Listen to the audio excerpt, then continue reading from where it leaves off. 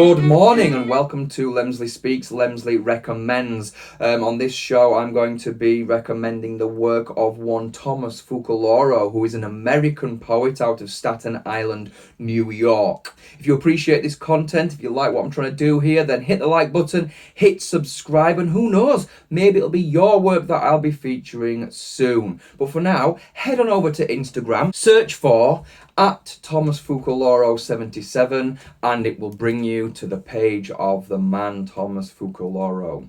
Thomas's profile is very eclectic in its approach. You're never quite sure what you're going to get next, which keeps it very refreshing. So I asked Thomas what inspires him to write. His answer was, "That's a hard boat to row." Perfect response for a poet. But the more I got to know about Thomas and his background, the more I realised that it is a hard boat to row. There's a lot going on for Thomas with regards to his work and why he picks up the pen. Primarily, he uses his poetry to heal. Here's a guy who's battled with addiction.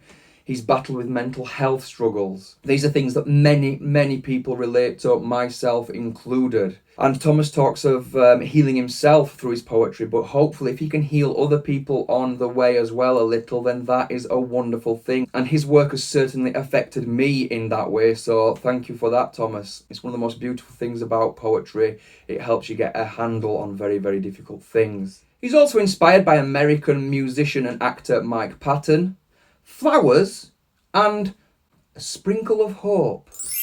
Lovely. And shall we see it in action in one of his pieces? Of course we shall. And even is all I want to be, is all I want to read about how the damaged always win. About how the damaged are always medicated into believing they always win. Powerful stuff. Not the longest poem in the world, but there is so much in here to get your teeth into. Thomas is a master of repetition, and here, and even, it makes me think of a desperation to find some sort of equilibrium, to level out. When struggling with mental health issues, the doctors often talk about leveling out and finding a sense of balance. And that's what I get here from this craving for being and even. I just want to level out.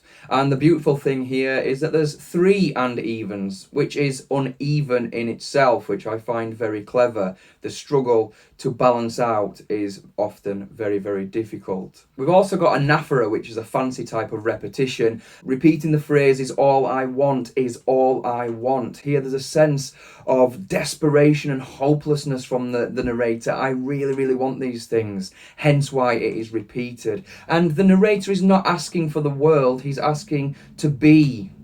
All I want is to be, and all I want is to read. It's very humble, and it's heartbreaking that someone should be so desperate for such simple things that should be a right, a given right in our daily lives. There is a beautiful connection between being and reading. Reading is empowering. Through reading we gain knowledge, and a knowledgeable person is more likely to be able to be happily and successfully. Reading is knowledge. Some say knowledge is power. If all of this is going over the top of your head, then you need to read more. Honestly. Again, further use of repetition about how the damaged. This persistent use of repetition throughout the poem comes back to this sense of Groundhog Day, and that's what it can be like if you're suffering from stress, anxiety, depression. It's something that just keeps on coming back and it keeps on happening. And Thomas, I love the fact that he's put win by itself on the last line, not even attached to the previous line. It's as if this winning is unattainable for these poor, damaged folks. And final note on this poem, it starts off light in terms of structure. We've got 3 2-word lines. Starts off very light on the screen when you look at it, but it ends with this very heavy, rhythmically dense final 3-line stanza. So that journey from light to heavy, for me, represents a struggle with mental health, with addiction, with whatever it is you're struggling in your life. Often things can get worse and worse, and we need support with that. This is why Thomas Fucaloro's work is powerful. Check it out. So at age 16, Thomas was a massive fan of Led Zeppelin. He started rewriting their lyrics, and that's where an intrigue for poetry and lyrics started to bubble away. But he went into rock first of all, didn't he? He formed a band with his friends, and in Thomas's own words, we sucked. But by being in that band, his love for lyrics and his love for rhythm grew, and the seeds of poetic passions were planted.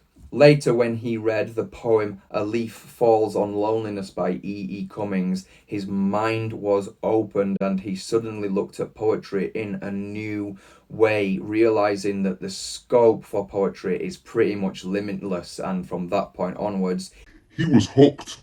E. Cummings' poem is like a deconstructed piece of poetic engineering, very abstract structurally. And I think there are echoes of that in Thomas's piece, List of Secrets I Keep from Myself.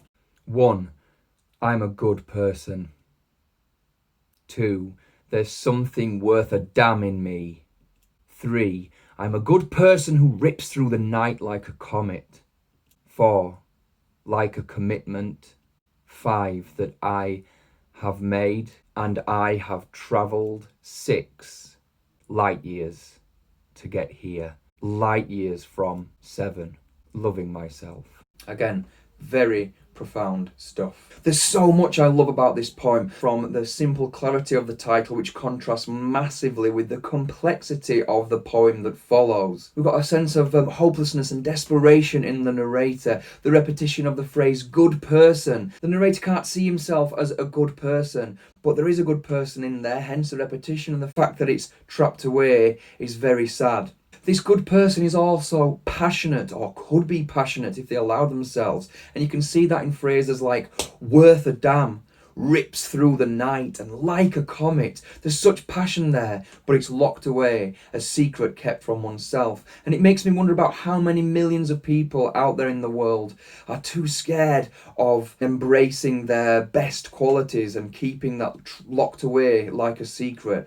We've got a use of repetition with light years to get here, light years from loving myself, this heartbreaking, gut-wrenching final image that this narrator, it's an irreconcilable distance between their living, waking being and the ability to love themselves, and that is heartbreaking. And again, that is going to resonate with lots and lots of people around the planet, myself included. The most dazzling feature in this poem for me is this use of a list. What really appealed to me was reading it with the numbers of the list in place, because it breaks the coherence of the ideas that are coming forth. We as the reader aren't allowed to get too emotionally involved with the narrator about how sad it is that this person keeps wonderful things trapped away, imprisoned, because just as the flow gets going, we're interrupted with another number, 6 light years to get here, light years from 7. Loving myself. It distances from the emotion of it, which is almost Brechtian in style. The Verfremdungseffekt was about distancing the audience from the emotion of the characters so we could focus on the topic that is being discussed. Here, the inability to love oneself. And because we're not weeping over the narrator, because the coherence has been broken by those numbers in the list, we are forced to confront the question, do I love myself enough? If you need any more convincing to follow Thomas Fucaloro, here's some more background information about him. He has won performance grants from the Staten Island Council of the Arts and the New York City Department of Cultural Affairs. He's been part of 6 national poetry slams. So what more do you need? He's also the editor of The Great Weather for Media and NYSAI Presses, through which he runs workshops and events. He is right at the very heart of that New York poetry scene and the poetic landscape, so you need to get involved. Thomas is already building up a serious body of work. He has 5 poetry collections available to read right now, and check out these for some beautiful titles. Inheriting Light is like a halo of craziness. It starts from the belly and blooms. Mistakes disguised as stars. Depression Cupcakes. There is always tomorrow. And his latest book, The Only Gardening I Do Is When I Give Up, should be out hopefully in autumn 2020. Have a look in the notes underneath this video where I've posted links to all of Thomas's books. Thomas is obviously a very deeply profound poet, but he can also do the delightfully absurd and humorous as well. It's always funny until someone throws a frozen waffle at your head, and then it's just serious. I think I want that as a poster on my wall.